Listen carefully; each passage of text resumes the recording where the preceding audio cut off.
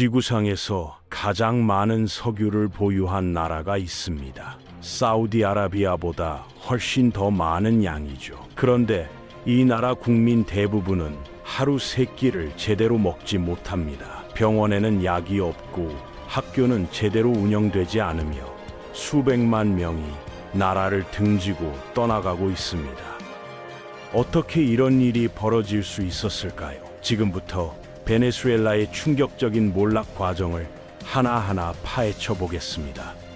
베네수엘라 땅 밑에는 약 3,300억 배럴의 석유가 묻혀 있습니다. 이 위 국가인 사우디를 압도하는 수치예요. 미국 전역에 있는 모든 석유를 합쳐도 베네수엘라 한 곳에 미치지 못하죠. 이 정도면 나라가 부유해질 수밖에 없을 것 같지 않나요? 그런데 현실은 전혀 달랐습니다. 석유와 베네수엘라의 인연은 아주 오래전부터 시작됐어요. 스페인이 이 땅을 지배하기 훨씬 이전 원주민들은 이미 땅에서 흘러나오는 검은 액체를 활용했습니다. 배를 만들 때 방수 재료로 썼고 밤에는 등불 대신 태워서 불을 밝혔죠. 독립 이후에도 석유는 이 나라 재정의 핵심이었습니다. 1920년대에 접어들면서 상황이 급변합니다. 석유 생산량이 폭발적으로 늘어나기 시작한 거예요. 연간 100만 배 정도였던 생산량이 불과 몇 년 만에 1억 3,700만 배럴로 뛰어올랐습니다. 1929년이 되자 베네수엘라는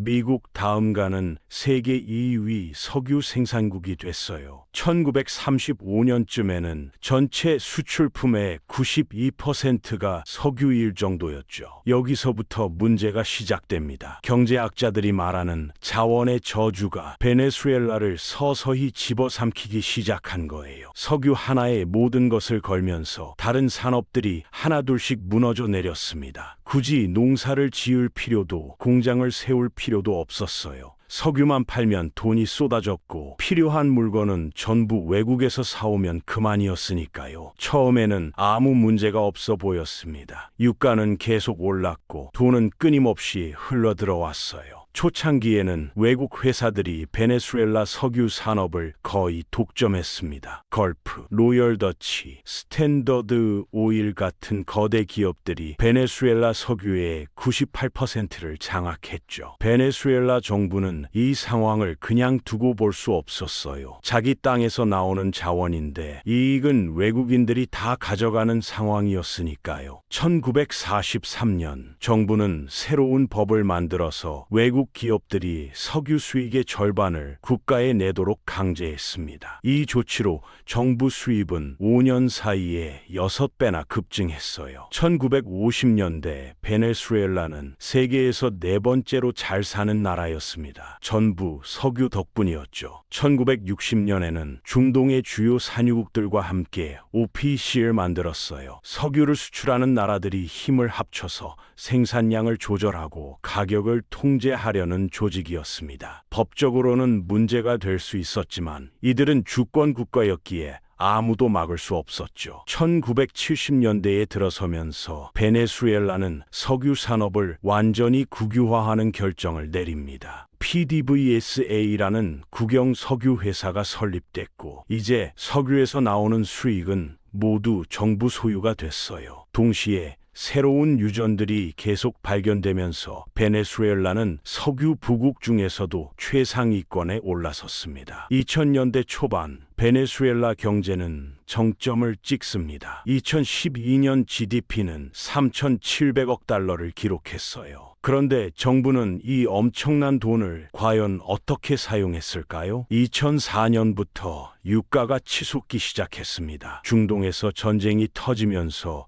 다른 산유국들의 공급이 막혔고 아시아와 북미에서 석유 수요가 폭발했어요. 베네수엘라는 이 기회를 놓치지 않았습니다. 1999년 새 정부가 들어서면서 PDVSA를 대대적으로 뜯어고쳤어요. 2002년에 산업 파업이 일어났을 때 정부는 수천 명의 직원을 해고하고 자기 편 사람들로 채워 넣었습니다. 그리고 석유 수입으로 복지 프로그램을 엄청나게 확대했어요. 무료 의료, 식량 보조금, 교육 지원 같은 거였죠. 표면적으로는 정말 멋져 보였습니다. 가난한 사람들에게 직접 혜택이 돌아갔고 빈곤율도 급격하게 떨어졌어요. 베네수엘라는 라틴 아메리카의 성공적인 진보 모델로 칭찬받았습니다. 하지만 이건 엄청난 착각이었어요. 정부는 석유 돈을 그냥 복지에 쏟아부었을 뿐 장기적인 계획은 전혀 세우지 않았습니다. 노르웨이와 비교하면 차이가 극명해요. 노르웨이도 석유 부국이고 국영 석유 회사를 운영합니다. 하지만 노르웨이는 석유 수입을 국부 펀드에 투자했어요. 당장 쓰는 게 아니라 장기 투자로 수익을 창출하는 거죠. 현재 이 펀드 가치가 1조 6천억 달러입니다. 인구가 540만 명이니까 1인당 약 30만 달러예요. 게다가 노르웨이는 3% 규칙을 만들었습니다. 석유 펀드에서 매년 쓸 수 있는 돈은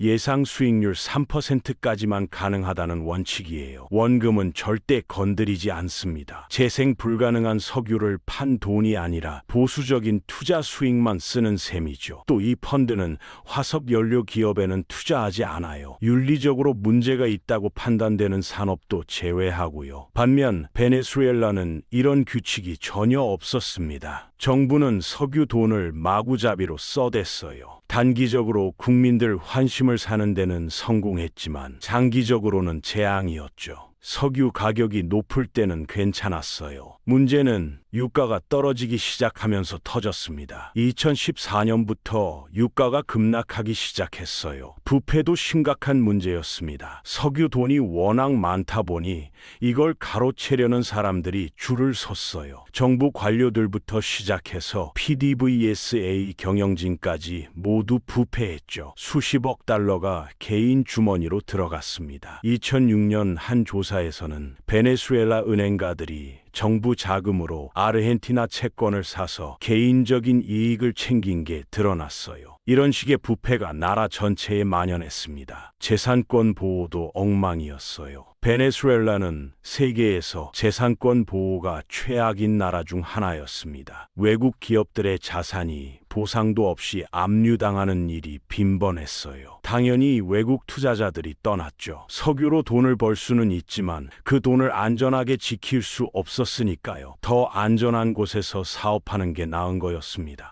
설상가상으로 인재 유출이 심각했어요. 브레인 드레인이라고 하기에도 부족할 정도였습니다. 완전히 대탈출 수준이었죠. 600만 명이 넘는 베네수엘라 사람들이 나라를 떠났습니다. 전체 인구의 21%가 넘어요. 특히 교육받은 전문가들이 대거 빠져나갔어요. 정치적 혼란, 경제 붕괴, 범죄 증가 때문에 더 이상 살 수가 없었던 거예요. 숙련된 노동자들이 없으니 석유 산업조차 제대로 돌아가지 않게 됐습니다. PDVSA는 2002년 파업 때 유능한 직원들을 대거 해고했어요. 그 자리를 정치적 충성도만 보고 뽑은 사람들로 채웠습니다. 기술도 없고 경험도 없는 사람들이 세계 최대 석유 회사를 운영하게 된 거예요. 당연히 생산량이 폭락했죠. 2014년부터 상황이 급속도로 악화됩니다. 석유 가격이 배럴당 100달러 넘던 것이 50달러 이하로 떨어졌어요. 수입이 반토막 난 거죠. 석유 의존도가 92%가 넘는 나라에게 이건 사형 선고나 다름없었습니다. 2012년과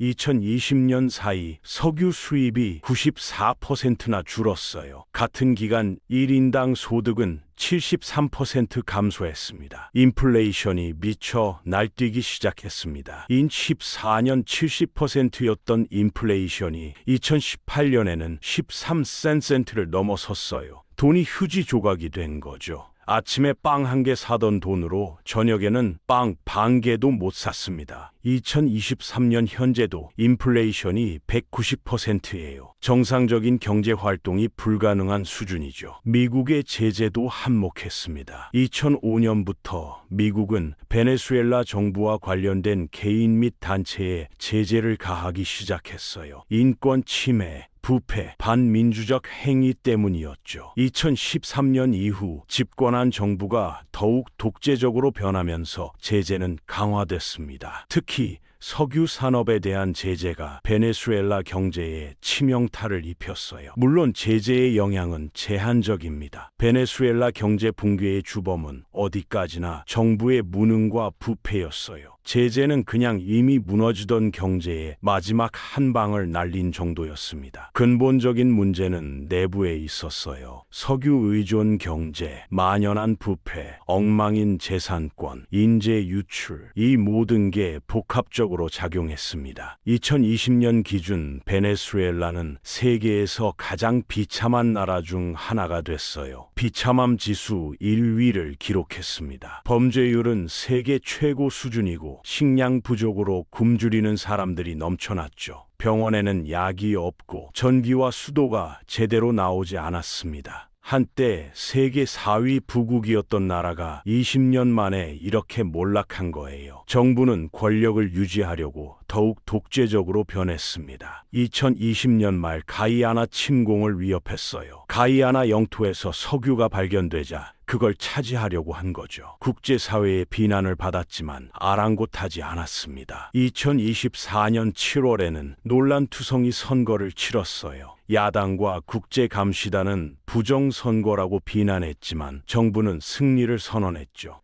현재 베네수엘라 경제 규모는 약 1천억 달러입니다. 세계 69위예요. 인구는 2,800만 명으로 줄었고 1인당 GDP는 3,900달러밖에 안 됩니다. 세계 평균의 4분의 1 수준이에요. 볼리비아, 스리랑카, 팔레스타인과 비슷한 수준이죠. 세계 최대 석유 매장량을 가진 나라 치고는 말도 안 되는 수치입니다. 석유 생산량도 폭락했어요. 한때 하루 300만 배럴 넘게 생산하던 나라가 지금은 70만 배럴 정도밖에 못 뽑습니다. 숙련된 인력도 없고 투자도 없고 장비도 낡았어요. 세계 최대 매장량이 무슨 소용인가요? 뽑을 능력이 없는데 말이죠. 미래 전망도 암울합니다. 정부는 계속 헌법을 개정해서 권력을 강화하려 하고 있어요. 민주적 절차는 완전히 무시하고 있죠. 이러면 서방 국가들의 제재는 더 강화될 겁니다. 석유 수입은 계속 줄어들 테고 경제는 더 악화될 거예요. 악순환이죠. 복지 프로그램도 이미 대부분 중단됐습니다. 석유 돈이 없으니까요. 한때 무상으로 제공되던 의료와 식량 지원이 사라졌어요. 국민들은 다시 가난에 내몰렸죠. 석유로 잠깐 누렸던 풍요는 신기루였던 거예요. 지속 가능한 경제를 만들지 못했기 때문에 유가만 떨어져도 전부 무너졌습니다. 다른 산업도 전혀 발전하지 못했어요. 석유 외에는 아무것도 없었어요. 농업은 무너졌고 제조업은 애초에 없었고 서비스업도 형편없었습니다. 경제 다각화를 시도조차 하지 않았어요. 석유만 팔면 된다고 생각했던 거죠. 이제 와서 다른 산업을 육성하려 해도 인력도 없고 자본도 없고 시장도 없습니다. 교육 시스템도 붕괴했어요.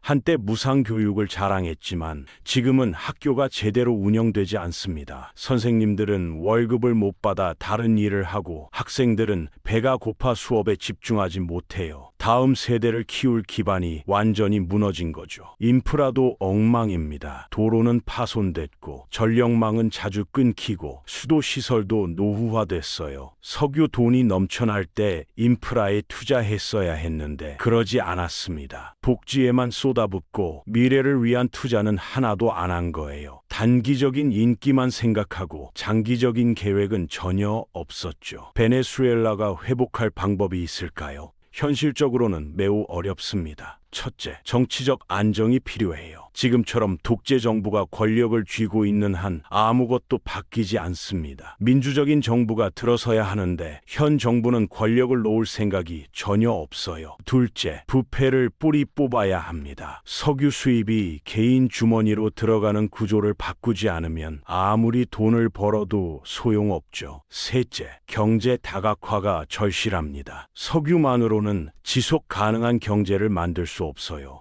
다른 산업을 육성해야 하는데 지금 상태에서는 거의 불가능합니다. 자본도 없고 인력도 없고 시장도 없었어요. 넷째, 국제사회와의 관계를 개선해야 해요. 제재가 풀리고 외국 투자가 들어와야 경제가 회복될 수 있습니다.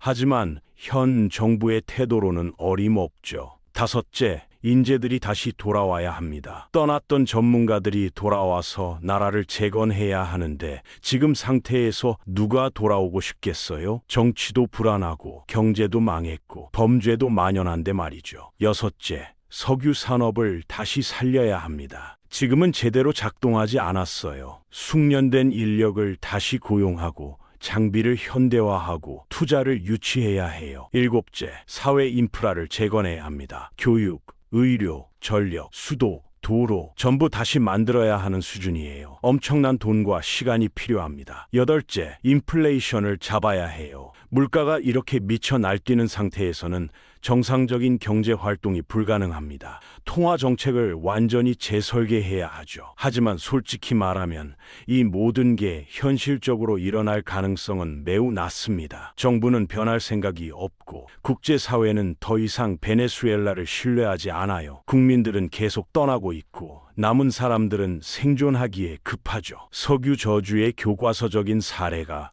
바로 베네수엘라입니다. 석유 저주란 풍부한 천연 자원이 오히려 경제 발전을 저해하는 현상을 말해요. 베네수엘라는 이걸 완벽하게 증명했습니다. 세계 최석유 매장량을 가졌지만 국민들은 가난에 허덕이고 GDP는 82% 넘게 증발했고 국가는 사실상 실패 국가가 됐어요. 자원이 많다고 무조건 잘 사는 게 아니라는 교훈이죠. 노르웨이와의 비교는 정말 극명합니다. 두 나라 모두 석유 부국이고 국영 석유 회사가 있어요. 하지만 노르웨이는 장기적인 계획을 세우고 체계적으로 관리했습니다. 석유 수입을 투자하고 엄격한 규칙을 만들고 부패를 철저히 막았어요. 반면 베네수엘라는 그냥 돈을 마구 쓰기만 했죠. 계획도 없고 규칙도 없고 부패는 만연했습니다. 결국 문제는 자원이 아니라 관리였던 거예요. 베네수엘라는 모든 기회를 날려버렸습니다. 석유 수입으로 교육에 투자할 수도 있었고 인프라를 건설할 수도 있었고 다른 산업을 육성할 수도 있었어요. 대신 단기적인 인기에만 신경 쓰고 장기적인 미래는 완전히 무시했습니다. 그 결과가 지금의 비극이죠. 베네수엘라의 석유 생산 역사를 보면 더 아이러니해요. 1920년대부터 석유를 본격적으로 생산하기 시작했었어요. 거의 100년 동안 석유를 팔아온 거예요. 그런데 100년 동안 제대로 된 경제 시스템을 만들지 못했습니다. 노르웨이는 1960년대에야 석유를 발견했지만 훨씬 잘하고 있어요. 시작은 늦었지만 제대로 했기 때문이죠. OPEC 창립 회원국이라는 것도 베네수엘라에게는 양날의 검이었습니다. 한편으로는 유가를 높게 유지하는 데 도움이 됐지만 다른 한편으로는 생산량 제한에 묶였어요. 마음대로 생산량을 늘릴 수가 없었던 거예요. 게다가 OPEC 회원국이라는 이유로 미국의 제재 대상이 되기도 쉬웠죠. 석유 국유화도 양면성이 있었습니다. 외국 기업들에게 빼앗기던 이익을 되찾았다는 점에서는 긍정적이었어요. 하지만 국영 기업을 제대로 관리하지 못했다는 게 문제였죠. PDVSA는 점점 비효율적이고 부패한 조직이 됐습니다. 정치적 도구로 전락한 거예요. 전문성보다는 충성도가 중요해졌고 그 결과 경영이 엉망이 됐습니다. 2002년 파업은 PDVSA의 결정적인 전환점이었어요. 당시 파업에 참여한 직원 대부분이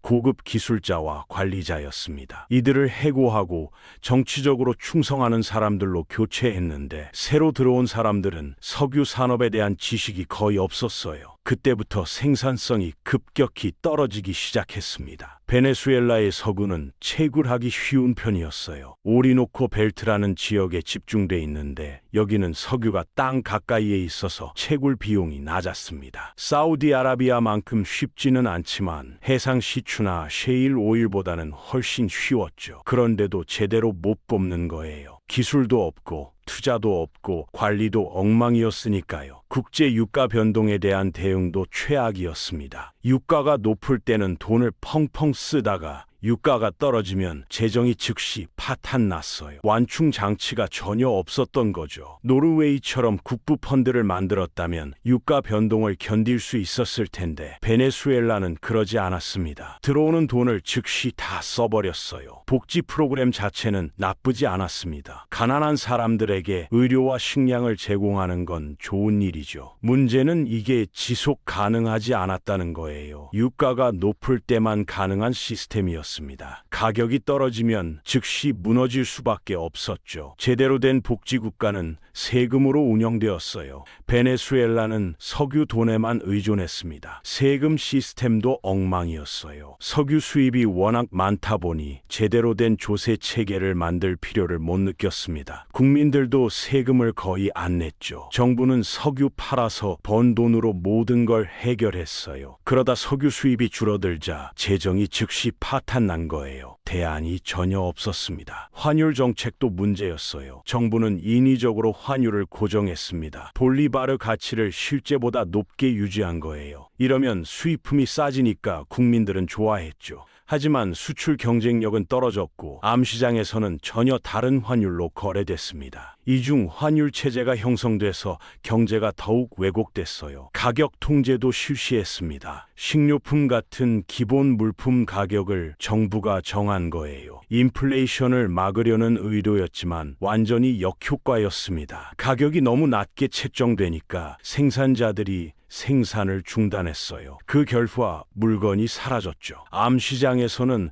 훨씬 비싼 가격에 팔렸고요. 정상적인 시장 경제가 작동하지 않게 된 거예요. 베네수엘라의 실패는 여러 교훈을 줍니다. 첫째, 자원만으로는 부족하다는 거예요. 제도와 관리가 더 중요합니다. 둘째, 단기적 인기보다 장기적 계획이 필요해요. 복지도 좋지만 지속 가능해야 합니다. 셋째, 경제 다각화는 선택이 아니라 필수예요. 한 가지에만 의존하면 위험합니다. 넷째, 부패는 국가를 망칩니다. 아무리 돈이 많아도 부패하면 소용없어요. 다섯째, 전문성이 충성도보다 중요합니다. 정치적으로 충성하는 무능한 사람보다 실력 있는 전문가가 필요해요. 여섯째, 국제 관계를 잘 관리해야 합니다. 고립되면 발전할 수 없었어요. 일곱째, 재산권 보호는 기본입니다. 투자자들이 안심하고 투자할 수 있어야 해요. 여덟째, 인재를 키우고 유지해야 합니다. 사람이 가장 중요한 자원이에요. 아홉째, 민주주의와 법치가 중요합니다. 독재 체제에서는 장기적 발전이 불가능해요. 열째, 투명성이 필수입니다. 모든 것이 투명하게 운영돼야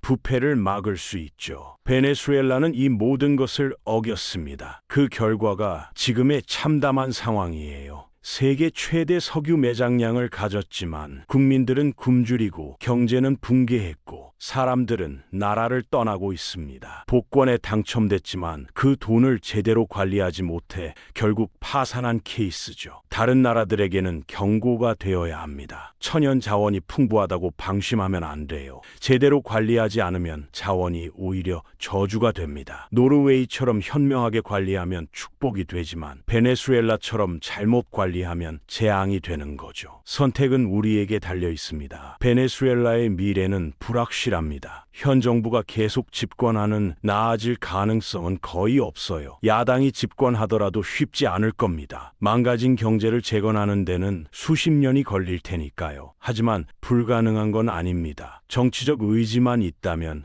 회복할 수 있어요. 문제는 그 의지가 있느냐는 거죠. 국제사회의 도움도 필요합니다. 제재를 풀고 투자를 유치하고 기술을 전수받아야 해요. 하지만 그러려면 먼저 베네수엘라가 변해야 합니다. 민주주의를 회복하고 부패를 척결하고 투명하게 운영해야 하죠. 그래야 국제사회가 도와줄 거예요. 지금처럼 독재 정부가 계속 권력을 쥐고 있으면 아무도 도와주지 않습니다. 베네수엘라 국민들의 역할도 중요합니다. 결국 변화는 국민들이 만들어내야 해요. 민주적인 절차를 통해 정부를 바꾸고 부패한 관료들을 처벌하고 새로운 시스템을 만들어야 합니다. 쉽지 않은 일이지만 불가능하지는 않아요. 역사는 국민들의 힘이 얼마나 강한지 여러 번 증명해 왔죠. 이웃 나라들의 사례도 참고할 수 있습니다. 칠레는 독재에서 민주주의로 전환하는 데 성공했고, 브라질도 경제 위기를 극복했어요. 콜롬비아는 치안을 개선하는 데 상당한 성과를 거뒀죠. 불가능해 보이는 일도 올바른 정책과 강한 의지가 있으면 가능합니다. 베네수엘라도 할 수 있어요. 하지만 지금처럼 해서는 절대 안 됩니다. 결론적으로 베네수엘라는 세계에서 가장 잘못 관리된 경제의 대표적인 사례입니다. 엄청난 자원을 가지고도 이렇게 망한 나라는 찾기 어려웠어요. 모든 결정적인 순간에 최악의 선택을 했고, 그 결과 국가가 붕괴했습니다. 이건 단순한 경제 위기가 아니라 국가 시스템 전체의 실패예요. 하지만 완전히 끝난 건 아닙니다. 석유는 여전히 땅속에 있고 사람들도 아직 남아 있어요. 회복할 수 있는 기반은 있습니다. 문제는 의지죠. 진짜 변화를 원하는지 아니면 계속 똑같은 실수를 반복할 것인지, 선택은 베네수엘라 국민들과 지도자들에게 달려 있습니다. 세계는 지켜보고 있어요. 베네수엘라의 이야기는 단순히 한 나라의 몰락이 아닙니다. 이건 우리 모두에게 던지는 경고예요. 아무리 많은 자원과 기회가 있어도 잘못된 선택과 부패, 그리고 단기적인 이익만 쫓다 보면 모든 게 무너질 수 있다는 거죠. 지금 이 순간에도 베네수엘라 국민들은 하루하루를 버티며 살아가고 있습니다. 언젠가 이 나라가 다시 일어설 수 있기를, 그리고 이 비극적인 역사가 다른 나라들에게는 반면교사가 되기를 바랍니다.